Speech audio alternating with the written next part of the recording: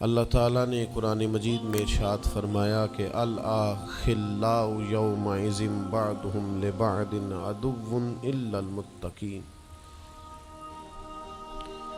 فرمایا بڑے گہرے دوست بھی قیامت والے دن دشمن بن جائیں گے سوائے ان کے جو پرہیزگار ہوں گے۔ پرہیزگار لوگوں کی دوستیاں قیامت والے دن بھی قائم رہیں گی، باقی جو گہرے ترین دوست ہوں گے وہ قیامت والے دن دشمن بن جائیں گے۔ الا المتقین، سوائے پرہیزگاروں کے۔ دنیا میں آپ کو کوئی شخص ایسا نہیں ملے گا جس کا کوئی دوست نہ ہو، اور وہ لوگ بھی بڑی کثرت سے ملیں گے جو دوستوں کا شکوہ بہت کرتے ہیں۔ دوستیاں لگانا، دوست بنانا، تعلقات استوار کرنا یہ منع نہیں، شرط یہ ہے کہ دوستی اللہ تعالیٰ کی رضا کے لیے لگائی جائے۔ ہمارے ہاں جتنی تیزی کے ساتھ دوستیاں لگتی ہیں اس سے زیادہ تیزی کے ساتھ دوستیاں ٹوٹ جاتی ہیں۔ اس کی سب سے بنیادی اور اہم وجہ یہ ہوتی ہے کہ ہمارے ہاں دوستیوں کا جو معیار ہوتا ہے وہ دنیاوی لالچ ہوتا ہے۔ ہم اپنے مخصوص مفادات کی خاطر دوستی لگاتے ہیں، اور جب تک ہمارا وہ مفاد پورا ہوتا ہے تب تک تو ہم اس دوستی کو قائم رکھتے ہیں، اور جہاں ہم محسوس کرتے ہیں کہ اب یہ مفاد پورا نہیں ہو رہا وہاں ہم شکوہ، شکایتیں، اعتراضات شروع کر دیتے ہیں، اور اس کا نتیجہ یہ نکلتا ہے کہ بڑی محبت سے شروع ہونے والی دوستی بھی بڑی تیزی سے ٹوٹ جاتی ہے۔ تو میرے بھائیوں یاد رکھیے گا کہ دوستی اور تعلق قائم رکھنے کے لیے سب سے اہم اور سب سے بنیادی ضرورت یہ ہے کہ دوستی محض اللہ کی رضا کے لیے لگائی جائے۔ اللہ کے پیارے حبیب صلی اللہ تعالی علیہ وسلم بیان فرماتے ہیں، حضور فرماتے ہیں قیامت والے دن اللہ کی بارگاہ سے یہ اعلان ہوگا کہ کہاں ہیں وہ لوگ جو میری رضا کے لیے آپس میں محبت کیا کرتے تھے۔ رب فرمائے گا جب آج میرے عرش کے سائے کے علاوہ کوئی سایہ نہیں ہے تو میں انہیں اپنے عرش کا سایہ عطا کروں گا، کیونکہ وہ میری رضا کے لیے آپس میں دوستی کرتے، میری رضا کے لیے انہوں نے آپس میں محبت کی۔ تو دوستی کا سب سے پہلے تو یہ سٹیٹس بنائیں کہ اس کے اندر محض اللہ کی مرضی، اللہ کی رضا کے لیے ایک دوسرے سے پیار، منفعت نہ ہو اس کے اندر کوئی بھی، دنیاوی لالچ کوئی بھی نہ ہو، ہرس نہ ہو، ہوس نہ ہو، طمع نہ ہو، ذاتی مفادات نہ ہو۔ جب ان سے بالاتر ہو کر لوگ دوستیاں لگاتے ہیں تو وہ دوستیاں قائم رہتی ہیں۔ اللہ کے پیارے محبوب صلی اللہ تعالی علیہ وسلم نے فرمایا قیامت والے دن کچھ لوگ ایسے ہوں گے جن پر انبیاء اور اولیاء رشک کریں گے، ان کے چہرے 14ویں رات کی طرح چمک رہے ہوں گے، انہیں نور کے ممبروں پہ بٹھایا جائے گا۔ یا رسول اللہ اتنی فضیلت ان لوگوں کو حاصل ہے، یہ کون لوگ ہیں؟ تو حضور فرماتے ہیں یہ وہ لوگ تھے جو جس سے بھی دوستی لگاتے تھے، پیار کرتے تھے، محض اللہ کی رضا کے لیے کرتے تھے۔ تو اللہ تعالیٰ صبح قیامت انہیں اعزازات سے نوازے گا، شرف سے نوازے گا، فضیلت سے نوازے گا۔ دوسری بات یہ ہے کہ دوستی کب قائم رہتی ہے؟ دوستی تب قائم رہتی ہے جب ہم نہ دوستوں سے زیادہ امیدیں نہ لگائیں، انسانوں کو انسان ہی سمجھیں، ان سے بہت لمبی اور وسیع امیدیں لگا لینا اور بڑے وسیع مطالبات کرنا اور بڑی لمبی چوڑے تقاضے دوستوں سے کرنا۔ میں اکثر دوستوں کی خدمت میں یہ گزارش کیا کرتا ہوں کہ اپنے دوستوں سے کوئی مطالبہ کر کے انہیں آزمائش میں نہ ڈالو۔ تم نے اپنے ہی دوست کو لا کر پل صراط پہ کھڑا کر دیا ہے، بیچارہ اس طرف جائے کہ اس طرف جائے، ان سے کوئی ایسا مطالبہ کرنا جو ان کی پہنچ سے باہر ہو، ان کی حیثیت سے بڑھ کر ہو، ان کی طاقت سے زیادہ ہو، تو اس کا مطلب یہ ہے کہ آپ نے اپنی دوستی کو خود آزمائش میں ڈال دیا ہے۔ آپ اتنے لمبے چوڑے تقاضے نہ کریں، آپ محدود سا لوگوں کے ساتھ تعلق بنائیں۔ وہ جی میں اس کے اتنا کام آیا ہوں تو اب اس کو اس سے ڈبل آنا چاہیے، تو آپ نے دوستی کی نہیں، آپ نے تو تجارت کی۔ اگر آپ کی محبت ہوتی تو پھر تو آپ کا انداز اور ہوتا، جب تیرا حکم ملا ترک محبت کر دی، دل مگر اس قدر تڑپا کہ قیامت کر دی۔ تو یاد رکھیے گا کہ آپ حکم جب آ گیا، جب آپ محسوس کریں تو اس وقت پھر آپ اس چیز کو سمجھ جائیں۔ تو دوستیوں کو کبھی بھی آپ کٹہرے میں کھڑا نہ کریں، تعلقات کو کبھی بھی آزمائش کی بھیٹ نہ چڑھائیں، اس طرح کا ماحول نہ بنائیں جس میں آزمائش پیدا ہو، جس میں تکلیف بڑھ جائے، جس میں کرب کا احساس سامنے والے کو ستائے۔ کوشش کریں گنجائش رہے ماحول کے اندر، آسانی رہے، وسعت رہے۔ تیسری بات یہ ہے کہ اگر آپ محسوس کرتے ہیں کہ دوستی کو چلانا ہے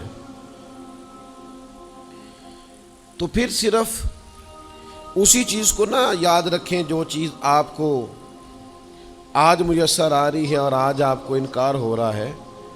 اس سے پہلے جو دوستوں نے بڑی وفائیں کی ہیں وہ بھی تو یاد رکھے نا۔ ہمارا یہ ماحول ہوتا ہے کسی بندے نے 99 دفعہ نیکی کی ہے، ایک دفعہ انکار کیا، تو ہمیں ایک دفعہ کا انکار تو یاد رہتا ہے لیکن 99 نیکیاں یاد نہیں رہتی۔ یہ بہت بڑی زیادتی ہے۔ آپ کو اگر اتنی لمبی چوڑی اس کی نیکیاں فراموش کرنے میں 1 منٹ نہیں لگا تو پھر آپ نے دوستی کس مقصد کے لیے لگائی تھی؟ آپ اس کو سمجھیں، اس کو آپ محسوس کریں۔ تو میں نے یہ دیکھا ہے زندگی میں کہ لوگ چاہتے ہیں کہ روز ان کا مطالبہ پورا کیا جائے، روز ان کا مطالبہ پورا۔ ہمارے ایک دوست تھے، بزرگ تھے، تو وہ سلسلہ طریقت کو چلاتے تھے، خانقاہی نظام کو، نظم کو لے کے چلنا مشکل ہوتا ہے۔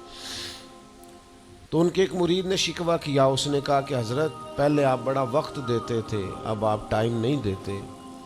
تو فرمانے لگے پہلے میرے بچے 1-2 تھے، اب درجنوں میں ہو گئے، اب وقت بٹ کے ملے گا نا۔ والد پہلے ایک پر توجہ دیتا ہے، بچے 4 ہو جائیں تو ٹائم تقسیم، بات کی سمجھ آ رہی ہے؟ تو وقت تقسیم ہو کے ملے گا نا جب بچے بڑھ جاتے ہیں۔ اور فرمانے لگے ابھی تو میرے سمجھ لو 10-15 بچے ہیں، تو جب پوتے نواسے نواسیاں ہو گئے تو یہ اور زیادہ بٹ جائے گا، پھر اس میں اور زیادہ تقسیم کار ہو جائے گی، تو پھر اس طرح کر کے ماحول میں تقسیم ہو جاتی، اور یہ ہوتا ہے۔ یہ ایک صورت ہے۔ آپ دیکھیے نا، کبھی ایسا بھی ٹائم تھا حجر اسود پر کہ اس کو ہاتھ لگا کے آپ چوم لیتے تھے، اور ڈھیروں وقت صحابہ اس پر چہرے رکھ کے رویا کرتے تھے۔ پھر ایسا وقت آیا کہ چھڑی لگا لو بھائی، چھڑی لگا کے پیچھے ہٹ جاؤ، اور اب ایسا ٹائم ہے کہ آپ دور سے استلام کر لیں۔ اب اگر آپ کہیں کہ مسلمان دیکھو جی حجر اسود کو تو ہاتھ لگانے کا موقع ہی نہیں مل رہا، تو بھئی نبی پاک نے تو فرمایا میں قیامت والے دن کثرت امت پر فخر کروں گا کہ میری امت زیادہ ہے۔ تو یہ تو تعداد کا بڑھنا، یہ تو کثرت کا ہونا، یہ تو باعث ناز اس کو سرکار نے کہا۔ اب آپ دائروں میں محدود کرنا چاہتے ہیں، آپ اس طرح کا ماحول بنانا چاہتے ہیں کہ کوئی شخص مقید ہو جائے، وہ اس دائرے سے باہر نہ نکلے، تو یہ تو بات درست نہیں ہے۔ تو کوشش کرنے کا مقام یہ ہے کہ آپ دوسروں کے لیے بھی گنجائش پیدا کریں، دوسروں کے لیے بھی آسانی کرنے کی کوشش کریں، پھر تعلق برقرار۔ اور پھر آپ پچھلی نیکیاں بھی تھوڑی یاد رکھیں کہ اس سے پہلے اس نے بڑی نیکی کی، بڑی محبت کی، تو پچھلی نیکیاں بھی دوستوں کی یاد رکھیں۔ صحیح بخاری سے ایک حوالہ عرض کرتا ہوں، نبی پاک صلی اللہ تعالیٰ علیہ وسلم کا نا ایک راز لیک ہو گیا۔ حضور مکہ مکرمہ پر حملہ کرنا چاہتے تھے، تو ایک خط لکھ کے دیا گیا ایک عورت کو کہ جا کے پہلے سے آگاہ کر دو مکے والوں کو کہ تم پر حملہ ہونے والا ہے۔ اس عورت نے وہ خط اپنے بالوں میں چھپایا اور وہ نکل گئی۔ اللہ تعالیٰ نے محبوب پاک کو اطلاع دی، حضور علیہ الصلوۃ والسلام نے حضرت مولا علی کو 2 صحابہ کے ساتھ بھیجا، فرمایا مقام خاک پر تمہیں ایک بی بی ملے گی، اس کے پاس سے خط ہے جو کفار کی طرف جا رہا ہے، اسے گرفتار کرو، وہ خط لے لو اور واپس آ جاؤ۔ حضرت مولا علی شیر خدا رضی اللہ تعالیٰ عنہ وہاں پہنچ گئے، اس خاتون کو گرفتار کر لیا، اس کو کہا وہ خط دے، وہ کہنے لگی میرے پاس تو نہیں ہے، کوئی خط نہیں۔ تو حضرت علی فرمانے لگے چونکہ میرے نبی نے کہا ہے تو خط تیرے پاس ہی ہے۔ ساڈے نبی دی زبان ساڈے واسطے قرآن، وہ زبان جس کو سب کن کی کنجی کہیں، اس کی نافذ حکومت پہ لاکھوں۔ خط تیرے پاس ہے۔ آپ نے تلوار نکال لی، فرمایا نکالتی ہے کہ نہیں؟ اس نے بال کھولے، خط نکال دیا۔ وہ خط جب کھولا تو خط لکھا تھا حضرت حاتم بن ابی بلتع رضی اللہ تعالیٰ عنہ، بدری صحابی۔ وہ خط لے کے آ گئے، نبی پاک کی بارگاہ میں پیش کیا۔ حضور نے خط کھولا، حضرت عمر کہنے لگے مجھے اجازت دے میں اس کی گردن کاٹوں، اس نے ہمارا راز فاش کیا ہے۔ کتنی بڑی بات ہے۔ قرآن مجید کی سورہ ممتحنہ اس وقت نازل ہوئی تھی جب یہ واقعہ ہوا تھا۔ اللہ کے حبیب علیہ السلام نے فرمایا عمر ٹھہر جا، اتنی جلدی نہ کر، اس بندے کی وفات تو دیکھ، یہ بدر میں بھی تلوار لے کے ہمارے ساتھ گیا تھا، بدری صحابی ہے، اس کی وہ بات یاد رکھ کہ بدر کے مقام پر جب کہ بڑا مشکل تھا کافروں کے سامنے کھڑا ہونا، ان کی 1000 تعداد تھی اور مسلمان بڑی عددی طور پر اس کثرت کا شکار نہیں تھے، صرف 313 تھے۔ اس موقع پر ان کے ساتھ کھڑا ہونا کوئی آسان نہیں تھا، لیکن یہ پھر بھی ہمارے ساتھ گئے تھے۔ تو حضرت عمر رضی اللہ تعالیٰ عنہ جب چپ کر گئے تو اللہ نے قرآن نازل کیا، کہا اے ایمان والو یہودیوں اور عیسائیوں کو اپنا دوست نہ بتاؤ۔ تو حضور فرمانے لگے دیکھ لو عمر، اللہ نے اسے مومن کہہ کے پکارا ہے، اللہ نے بھی اسے۔ اب نبی کریم نے فرمایا بتاؤ یہ تم نے کیا کیا؟ تو عرض کی یا رسول اللہ صلی اللہ علیہ وسلم آپ میرا ظاہر باطن جانتے ہیں، جتنے بھی یہاں سے لوگ ہجرت کر کے مکے سے آئے ہیں نا، ان کا کوئی نہ کوئی رشتہ دار مکے میں ہے جو ان کے رشتہ داروں کا، بال بچوں کا، گھر والوں کا دھیان رکھتا، میرا وہاں کوئی بھی نہیں۔ اور مجھے پتا تھا آپ نے حملے کا ارادہ کر لیا ہے تو انشاءاللہ کامیابی اللہ نے مسلمانوں کو ہی دینی ہے، وہ کر کچھ نہیں سکتے۔ میں ان پر ایک احسان کرنا چاہتا تھا تاکہ وہ میرے بچوں کا اور میرے پیچھے گھر والوں کا تھوڑا خیال رکھیں، اتنی سی میری خواہش تھی۔ میرے نبی کریم نے ان کا عذر قبول کر لیا، فرمایا ٹھیک ہے آپ جو کہہ رہے ہیں بات ایسے ہی ہے، آپ کو اسلام کو نقصان نہیں پہنچانا چاہتے، آپ یہ چاہتے تھے کہ کوئی ایک نیکی ان پہ کر دی جائے تاکہ وہ آپ کے، تو اتنی بڑی بظاہر بات تھی لیکن حضور نے قبول کر لی۔ معنی کیا ہے کہ دوستوں کی پچھلی نیکیاں بھی یاد رکھنی چاہیے، ان کی پچھلی بھی خوبیوں اور پچھلے بھی معاملات کو تھوڑا یاد رکھنا چاہیے۔ ہم کیا کرتے ہیں؟ ہم کہتے ہیں جی اب وہ یہ نہیں کر رہا، بھئی تب کر رہا تھا نا، تو تب کی یاد کر لو، تب کی یاد رکھ لو، اس وقت کی آپ خیال کر لیں۔ ہم کیا کرتے ہیں؟ ہم 99 دفعہ کسی نے نیکی کی ہے تو ہم کہتے ہیں 100/100 چاہیے، آج بھی یہ کرے گا تو پھر تو قابل قبول ہے۔ تو اس سے کیا ہوتا ہے؟ اس سے تکلف پیدا ہوتا ہے، ایک آدمی روز کیسے نیکی کر سکتا ہے؟ چوتھی بات یہ ہے اگر ہم چاہتے ہیں دوستیاں نبھیں تو اسلام کا ایک حسن ہے کہ اسلام دین اعتدال ہے۔ اسلام کہتا ہے چلو ہی ذرا معتدل ہو کے، پہلے ہی ذرا تھوڑا سا احتیاط سے چلو۔ ہم جب کسی بندے کے اوپر فدا ہوتے ہیں تو پھر پورے ہی فدا ہوتے ہیں، پھر تو جناب یہ بھی تیرا ہے، یہ بھی تیرا ہے، یہ بھی تیرا ہے، اور پھر جب بعد میں لڑائی ہوتی ہے تو چائے کی پیالیوں کا بھی حساب کرتے ہیں کہ وہ جو وہاں جاتے ہوئے چائے پی تھی نا اس کے پیسے بھی میں نے دیے تھے، لہذا وہ بھی میرے بنتے ہیں واپس کر۔ کورے ورک کتاب نہیں ہوندے، پتھر دل گلاب نہیں ہوندے، اور سجنا پہلوں ہی سوچ کے لائیں پھر یاراں نال حساب نہیں ہوندے۔ آپ سوچ سمجھ کے دوستی لگائیں، تعلقات کو سوچ سمجھ کے لے کے آگے چلیں۔ نبی پاک صلی اللہ علیہ وسلم نے فرمایا وقفے سے ملا کرو محبت بڑھتی ہے، تھوڑا نا وقفے سے ملا کرو، اس سے محبت بڑھے گی۔ یہ جو بہت وارفتگی ہے نا، بہت وارفتگی ہے، بہت جوش ہے، تو اس کا نتیجہ یہ نکلتا ہے کہ جتنی زور سے گیند دیوار سے لگتی ہے پھر اتنی زور سے ہی گیند واپس آتی ہے، اس کے نتائج ٹھیک نہیں نکلتے۔ تو عرض یہ کرنا چاہتا ہوں کہ اعتدال میں رہیں، معتدل رہیں، آپ اس حد سے تجاوز ہی نہ کریں۔ میرے پاس یہاں ایک دوست آئے، تو مجھے کہنے لگے جی میرا دوست بڑا اچھا تھا، بڑا نائس تھا، بڑا بہترین تھا، بڑا پیارا تھا، میرے ایک دوسرے دوست نے اسے خراب کر دیا۔ تو میں نے کہا وہ دوسرا دوست میں سمجھا نہیں۔ کہنے لگے یہ میرا پرانا دوست تھا جس نے اسے خراب کیا، اور جسے کیا وہ نیا تھا 2-4 سال، اس کی میں نے دوستی لگائی تھی، اب وہ دونوں ڈائریکٹ ہو گئے اور مجھے انہوں نے بیچ میں سے نکال دیا ہے۔ تو میں نے کہا یہ تو اکثر ہوتا ہے، پہلی دفعہ تو نہیں ہوا، اس طرح تو ڈھیر دفعہ ہوتا ہے۔ کہنے لگے میں کروں کیا، میں نے بڑا شور کیا ہے، ان کو اپنے احسان بھی یاد کرائیں پر وہ مانتے نہیں۔ میں نے کہا اب حل ہے نا، تھوڑا چپ کر جا کچھ عرصے کے لیے، تھوڑی خاموشی اختیار کر۔ جو چپ کر جاتا ہے وہ بھی بچ جاتا ہے۔ اگر تم چاہتے ہو کہ یہ دوستی پھر سے بحال ہو جائے تو زیادہ شکوے نہ کرو، زیادہ شکایتیں۔ ہم بعض اوقات اعتراضات اتنے کر بیٹھتے ہیں، شکوے اتنے کر بیٹھتے ہیں، اپنی زبان سے باتیں اتنی نکال بیٹھتے ہیں کہ دوبارہ پھر دوستی کا بحال ہونا ممکن ہے۔ ایک حدیث یاد رکھیں گے اگر سناؤں آپ کو تو؟ نبی پاک صلی اللہ تعالیٰ علیہ وسلم نے فرمایا کسی سے دشمنی بھی کرو تو اعتدال سے کرو، ہو سکتا ہے کل کو وہ تمہارا دوست بن جائے۔ اور فرمایا کسی سے دوستی بھی کرو تو اعتدال سے کرو، ہو سکتا ہے کل یہ دشمن بن جائے۔ دوستی اور دشمنی میں یہ جامع ترمذی میں حدیث، اعتدال کا رستہ نہ چھوڑو، معتدل رہو۔ سارے راز ہی دے بیٹھنا، ساری باتیں پہلے کر لینا اور اعتراض کرنا، اب تو شکوے بھی پھر سارے ہی کر لینا۔ دوست کو اس کی کمزوریوں کا بھی پتہ ہوتا ہے، وہ ساری کمزوریاں بھی اس کی بیان کر لینا، اس کو بھی بتانا، اس کو بھی بتانا، اس سے بھی ذکر کرنا، تو یہ انداز درست نہیں ہے۔ آپ معتدل انداز میں دوستی لگائیں، اعتدال کے ساتھ چلیں، شکوے زیادہ نہ کریں، اعتراض زیادہ نہ کریں۔ وہ بے وفا ہی صحیح، پھر بھی یار اپنا ہے، چلو اس میں کمی ہے، وہ اس میں بے وفائی ہے، پر سجن تو اپنا ہے نا۔ تو دوستی ہماری ہے اس کے ساتھ، اس کی کمزوریوں کو چھپائیں۔ آپ اس معاملے پر تھوڑا سا اپنے ظرف کو کشادہ کریں، آپ تھوڑی وسعت پیدا کریں۔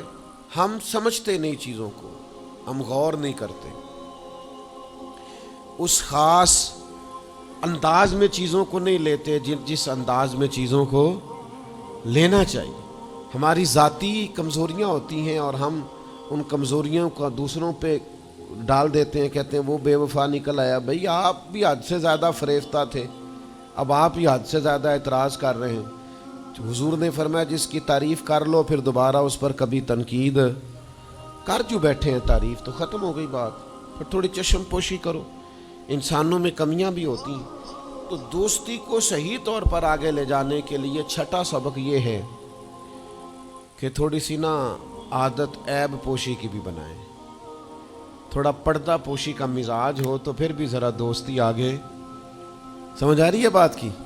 تھوڑی سی نا نظر عیب پوشی والی بھی۔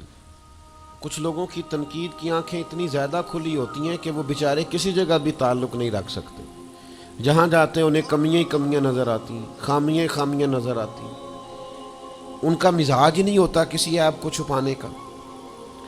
تو آپ جس جگہ پہ موجود ہیں، جس جگہ آپ کے تعلقات ہیں، جہاں دوستی ہے، جہاں محبت ہے، وہاں تھوڑا سا عیب پوشی کا بھی مزاج ہونا چاہیے۔ نبی پاک علیہ السلام نے فرمایا تو کسی مسلمان کی دنیا میں پردہ پوشی کر دے، اللہ قیامت والے دن تیری پردہ پوشی فرما دے۔ آپ تھوڑا سا اس کا عیب چھپا دیں، بات ختم ہو گئی، تھوڑی سی پردہ پوشی کر دیں۔ دیکھیں نا، ہمیں حکم دیا گیا ہے شریعت میں، کسی شخص کا انتقال ہو گیا، اب کچھ لوگ اس کے غسل میں شریک ہیں، تو ان کو حکم یہ ہے کہ اگر تم نے کوئی اچھی بات دیکھی نا، خوبی دیکھی، چہرہ کھل گیا ہے، جسم تر و تازہ ہے، تو یہ سب کو بتاؤ۔ اور اگر تم کچھ ایسی چیز دیکھو کہ بیماری کی وجہ سے جسم اکڑ گیا ہے یا کسی وجہ سے چہرے پہ کوئی سیاہی آ گئی، جو کسی سے ذکر نہ کرو۔ جانے والے کے لیے تم اچھی چیزوں کو تو بیان کرو، لیکن نقائص کو کبھی بھی بیان نہ کرو۔ اور نبی پاک علیہ السلام نے فرمایا اذکروا محاسن موتاکم، جب تم میں سے کوئی دنیا سے چلا جائے تو اس کی اچھی اچھی باتوں کا بیان کرو، اس کی اچھی اچھی باتوں کا ذکر کرو، اس کی خیر والی باتیں ڈھونڈ کے لوگوں کو سناؤ، یہ خوبی پائی جاتی تھی، یہ خوبی پائی جاتی تھی، یہ خوبی پائی جاتی۔ میں تھوڑے دنوں کی بات ہے، ایک جگہ پہ میں حاضر تھا، تو ایک صاحب وہاں اپنے ہی دوستوں کے کسی جھوٹ کا ذکر کر رہے تھے، اور وہ کہتے ہی جا رہے تھے بڑا غلط ہے، بڑے جھوٹ بولتا ہے، بڑے جھوٹ بولتا ہے، بڑے جھوٹ بولتا ہے۔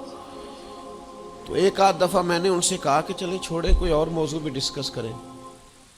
پھر نے کہا جی وہ بے وفا بھی بڑا ہے، مطلب پرست بھی بڑا ہے۔ پھر میں نے کہا چلیں کوئی اور موضوع بھی چھیڑیں۔ انہوں نے کہا نہیں جی وہ بندہ ہی بڑا غلط ہے۔ میں نے ان سے کہا ایک بات کروں؟ کہنے لگے کر لے۔ میں نے کہا آپ کو اس سے پیار بڑا ہے؟ کہنے لگے وہ کیسے؟ میں نے کہا آپ اس کا موضوع چھوڑنے کو تیار ہی نہیں۔ یہ جو آپ شکوہ کر رہے ہیں نا، اس کو نچوڑے نا تو اس کے اندر سے محبت چھلکتی ہے۔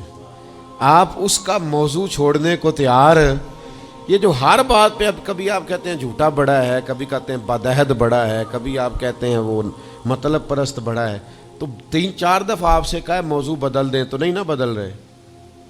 اس کا مطلب یہ ہے کہ آپ کو اس شخص سے محبت، تو یہ جو آپ شکوے کر رہے ہیں نا بار بار، اسے بھی نچوڑیں تو اس کے اندر سے محبت چھلک رہی ہے۔ وہ جو باپ بار بار کہتا ہے نا فلانا منڈا میرا بڑا نافرمان ہے، تو اصل میں والد کو پیار ہوتا ہے۔ بار بار جو اس کا ذکر کرتا ہے، بار بار لوگوں کے سامنے، اچھا بچہ کہہ رہا ہوتا ہے مجھے بدنام کر رہے ہیں، یہ دیکھیں جی بار بار ہر جگہ سے یہ میری شکایتیں کرتے ہیں، تو اصل بات کیا ہوتی ہے؟ اصل بات یہ ہوتی ہے کہ اس بندے کو اس سے محبت بہت زیادہ ہے، وہ چاہتا ہے اس پیار کے سبب سے، اس محبت کی وجہ سے کہ وہ بار بار اس کا ذکر کرے، بار بار اس کا تذکرہ کرے، تو تھوڑی عیب پوشی کا مزاج بنائیں، تھوڑا درگزر کی طبیعت بنائیں، تھوڑا ماحول کے اندر اس طرح کا مزاج لے کے آئے۔ ہم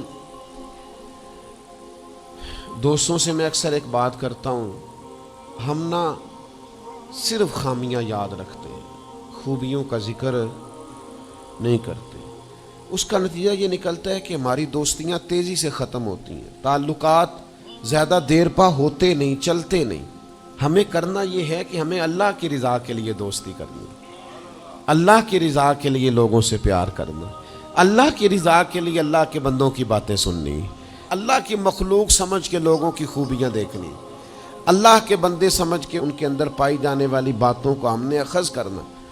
اگر ہم تعلقات میں لالچ لائیں گے، ذاتیات لائیں گے، زیادہ امیدیں لگائیں گے، اس کا نتیجہ ٹھیک۔ ایک بزرگ غریب تھے پھر امیر ہو گئے، تو کسی نے ان کو مبارک دی کہ بڑی بات ہے آپ کو اللہ نے بڑے پیسے دیے ہیں، تو فرمانے لگے یار پہلے جو یار تھا وہ میرا دوست تھا، اب تو ڈھیر سارے لوگ میری جیب کے دوست ہیں، اب تو جیب کا رشتہ ہو گیا ہے لوگوں کا، ڈھیر سارے لوگوں کا۔ تو دوستیوں میں اخلاص لائیں، خلوص لائیں، ساری زندگی یہ طے کریں کہ میں نے دوست کے کام آنا ہے، پر میں نے دوست کو کام کہنا نہیں، میں نے اس کی خدمت کرنی ہے لیکن کبھی اسے اپنی خدمت کے لیے مجبور، جس حد تک ہو سکے اس کی مدد کرنی ہے لیکن کبھی اسے اس تکلیف میں ڈالنا، یہ مزاج پیدا کریں۔ آپ کو اس دوستی میں روحانیت محسوس ہوگی، اس تعلق کے اندر آپ کو ٹھنڈک محسوس ہوگی، لیکن جب شائبہ ایک نقطے کا بھی ذاتی لالچ کا آ جائے گا نا، پھر اس میں ٹھنڈک نہیں رہے گی، اس میں وہ خوبی نہیں رہے گی جو کہ ہونی چاہیے۔ اللہ تعالی ہمیں سمجھنے کی توفیق دے۔